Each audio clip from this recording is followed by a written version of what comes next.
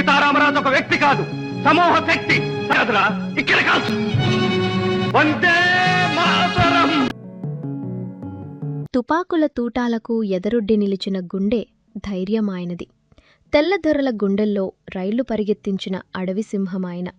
నేను ఫలానా రోజు మీ పోలీస్ స్టేషన్పై దాడి చేస్తున్నా, మీ ఆయుధాలు, మీ బలగాలను సిద్ధం చేసుకోండి అని శత్రువుకే ముందస్తు సమాచారమిచ్చి దాడి చేసి, ఇదిగో మీ స్టేషన్లో ఇన్ని తుపాకులు తీసుకెళ్తున్నామని అక్కడి డైరీలోనే సంతకం పెట్టి సవాలు విసిరిన ఏకైక భారతీయ వీరుడు మన్యం పులి అల్లూరి సీతారామరాజు.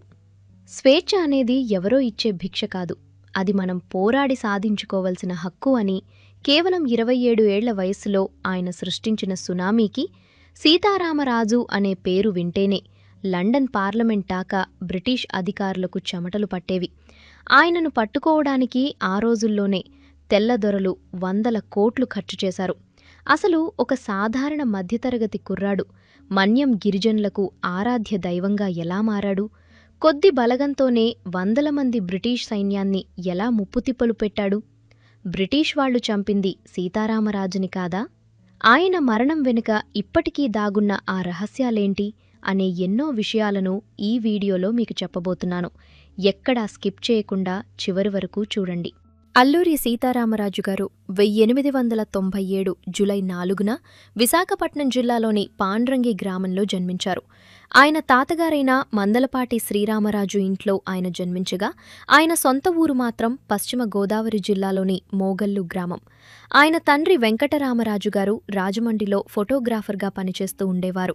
ఆయనకు చిత్రకళ మరియు ఫోటోగ్రఫీలో మంచి ప్రావీణ్యం ఉండేది.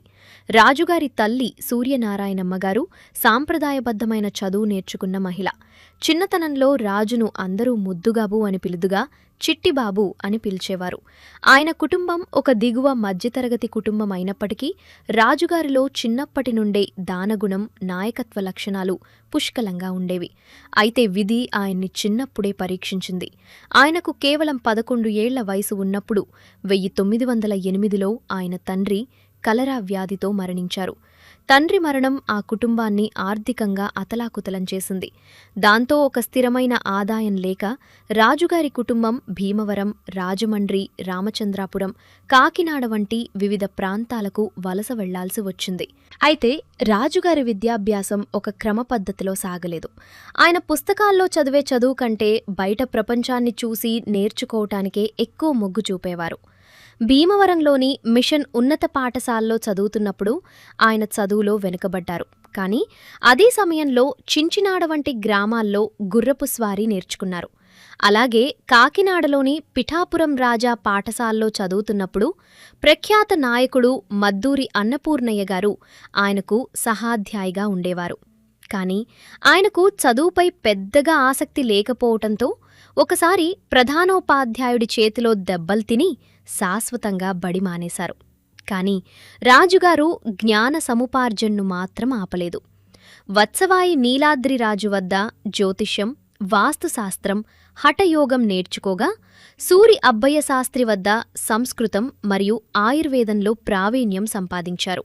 అలాగే కేవలం 18 ఏళ్ల వయసులోనే ఆయన సన్యాసాన్ని స్వీకరించి యోగిగా కూడా మారారు. ఇక 1916లో అల్లూరి సీతారామరాజు గారు ఉత్తర భారతదేశ యాత్రకు బయలుదేరారు. ఈ యాత్ర ఆయన జీవితంలో ఒక మైలురాయిగా నిలిచింది. అలా బెంగాల్లో ఉన్నప్పుడు అక్కడ విప్లవకారుల నుండి ఆయన తీవ్రంగా ప్రభావితమయ్యారు. కాశీ, హరిద్వార్, బదరీనాథ్ వంటి పుణ్యక్షేత్రాలను దర్శించి అక్కడ యోగుల వద్ద అతీంద్రియ విద్యలను అభ్యసించారు. తిరిగి వచ్చాక ఆయన మన్యం ప్రాంతంలోని గిరిజనుల స్థితిగతులను గమనించారు. ఆ సమయంలో బ్రిటిష్ ప్రభుత్వం తెచ్చిన 1882 మద్రాస్ అటవీ చట్టం గిరిజనుల జీవితాలను నాశనం చేస్తోంది.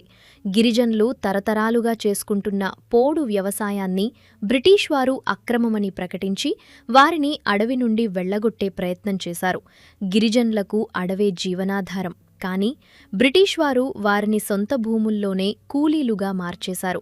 ఈ అన్యాయాలను చూసి చలించిపోయిన రాజు గిరిజనులను సమీకరించి వారికి అండగా నిలబడాలని నిశ్చయించుకున్నారు. అప్పట్లో మన్యం ప్రాంతంలో బ్రిటిష్ అధికారుల దౌర్జన్యాలు వర్ణనాతీతంగా ఉండేవి.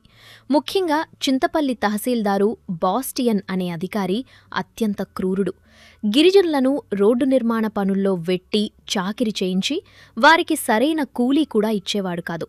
ఎదురు తిరిగిన వారిని కొరడాలతో కొట్టి హింసించేవాడు. గిరిజన మహిళలపై కూడా బ్రిటిష్ పోలీసులు అమానుషంగా ప్రవర్తించేవారు. రాజుగారు గిరిజనుల్లో చైతన్యాన్ని నింపి వారికి యుద్ధ విద్యలు, గెరిల్లా యుద్ధ తంత్రాలు నేర్పించారు. రాజుగారికి అతీంద్రియ శక్తులున్నాయని, ఆయన బ్రిటిష్ వారి తూటాలను ఆపి వారి తుపాకులను కట్టెలగా మార్చగలరని గిరిజనులు బలంగా నమ్మేవారు. దీనివల్ల వారిలో భయం పోయి పోరాడే ధైర్యం వచ్చింది. గంటందొర, మల్లుదొర, కంకిపాటి, ఎండుపడాలు మరియు అగ్గిరాజు వంటి వీరులు రాజుకు ప్రధాన అనుచరులుగా మారి విప్లవ సైన్యాన్ని నిర్మించారు. అలా 1922 ఆగస్టు 22న భారతదేశ చరిత్రలో ఒక గొప్ప అధ్యాయం మొదలైంది. అదే రంప తిరుగుబాటు లేదా మన్యం విప్లవం. సుమారు 300 మంది గిరిజన యోధులతో కలిసి రాజు మొదట చింతపల్లి పోలీస్ స్టేషన్పై దాడి చేశారు. ఆ దాడిలో వారు తుపాకులు, మందుగుండు సామాగ్రిని స్వాధీనం చేసుకున్నారు. రాజుగారు అనుసరించిన యుద్ధనీతి ఎంతో గొప్పది. ఆయన ఏదైనా పోలీస్ స్టేషన్పై దాడి చేసే ముందు బ్రిటిష్ అధికారులకు ముందుగానే సమాచారం పంపేవారు. దాడి చేశాక ఏమేం ఆయుధాలు తీసుకువెళ్లారో అక్కడ ఉన్న డైరీలో సంతకం చేసి మరీ వెళ్లేవారు.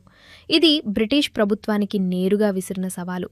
చింతపల్లి తర్వాత కృష్ణదేవుపేట, రాజవొమ్మంగి, అడ్డతీగల, రంపచోడవరం వంటి వరుస పోలీస్ స్టేషన్ల దాడులతో బ్రిటిష్ సామ్రాజ్యం వణికిపోయింది.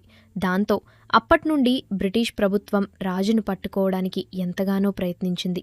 ఇక అప్పటికే గాంధీజీ నాయకత్వంలో సహాయ నిరాకరణ ఉద్యమం సాగుతోంది. అల్లూరిగారు కూడా ప్రజలను ఖాదీ ధరించమని, మద్యపానం మానేయమని కోరేవారు. కానీ స్వాతంత్ర్యం కేవలం అహింస ద్వారా రాదని, ఆయుధ పోరాటం అవసరమని ఆయన నమ్మేవారు. రాజుగారిని మరియు ఆయన అనుచరులను అణచివేయటానికి బ్రిటిష్ వారు మలబార్ స్పెషల్ పోలీస్ మరియు అస్సాం రైఫిల్స్ దళాలను రంగంలోకి దించారు. గిరిజన గ్రామాలపై దాడులు చేస్తూ, ప్రజలను చిత్రహింసలకు గురిచేస్తూ రాజుగారి ఆచూకీ కోసం ప్రయత్నించారు. రాజుగారు మాత్రం అడవిలో గెరిల్లా యుద్ధం చేస్తూ బ్రిటిష్ సైన్యాన్ని ముప్పుతిప్పలు పెట్టేవారు.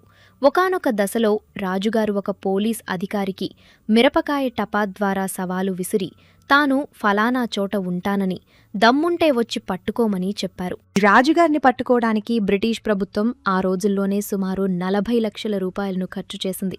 మరియు ఆయనను పట్టించిన వారికి 10,000 రూపాయల బహుమతిని ప్రకటించింది. ప్రభుత్వం చివరకు థామస్ జార్జ్ రూథర్ఫర్డ్ అనే క్రూరమైన అధికారిని ప్రత్యేక కమిషనర్గా నియమించింది. రూథర్ఫర్డ్ గిరిజన గ్రామాలను దిగ్బంధనం చేసి ప్రజలకు ఆహారం, నిత్యావసరాలు అందకుండా చేశారు. తన ప్రజలు తన కోసం ఇన్ని కష్టాలు పడటం చూడలేక రాజుగారు స్వయంగా లొంగిపోవాలని నిర్ణయించుకున్నారు. అలా 1924 మే 7న కొయ్యూరు సమీపంలోని ఒక వాగు వద్ద స్నానం చేస్తూ ఉండగా పోలీసులు ఆయనను చుట్టుముట్టి బంధించారు. బ్రిటిష్ నియమాల ప్రకారం ఆయనను విచారణకు తీసుకెళ్లాలి. కానీ మేజర్ గుడాల్ అనే అధికారి ఎటువంటి విచారణ లేకుండా రాజును ఒక చింత చెట్టుకు కట్టేసి కాల్చి చంపారు. అల్లూరి సీతారామరాజు మరణంతో రంప తిరుగుబాటు ముగిసిందని బ్రిటిష్ వారు భావించారు. కానీ ఆయన వెలిగించిన స్ఫూర్తి మాత్రం అజరామరంగా నిలిచిపోయింది.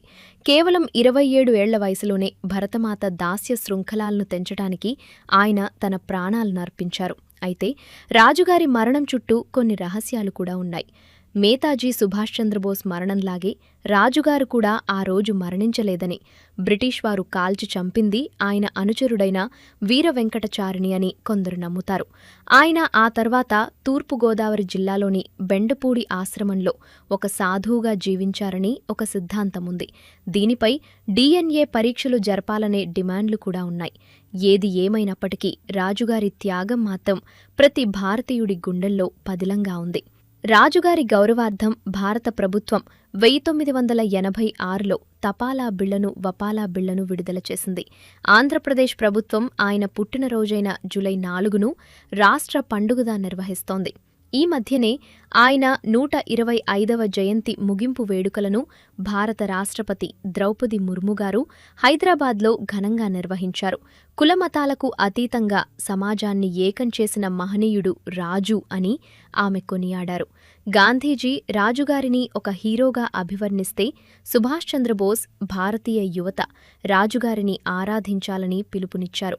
అల్లూరి సమాధి ప్రస్తుతం విశాఖ జిల్లాలోని కృష్ణదేవుపేటలో ఉంది. ఇది నేడు ఒక పవిత్ర క్షేత్రంగా విరాజిల్లుతోంది. ముగింపుగా మనం చెప్పుకోవాల్సింది ఒక్కటే, అల్లూరి సీతారామరాజు ఒక వ్యక్తి కాదు, ఆయన ఒక విప్లవం.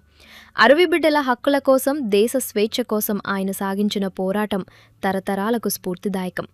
స్వేచ్ఛ అనేది ఎవరూ ఇచ్చేది కాదు, అది మన హక్కు అని ఆయన నిరూపించారు. ఈ వీరగాథపై మీ అభిప్రాయమేంటో కామెంట్ చేసి నచ్చితే ఒక లైక్ చేయండి. అలాగే ఇలాంటి మరెన్నో ఇంట్రెస్టింగ్ వీడియోస్ కోసం మా ఛానల్ని సబ్స్క్రైబ్ చేసుకోండి.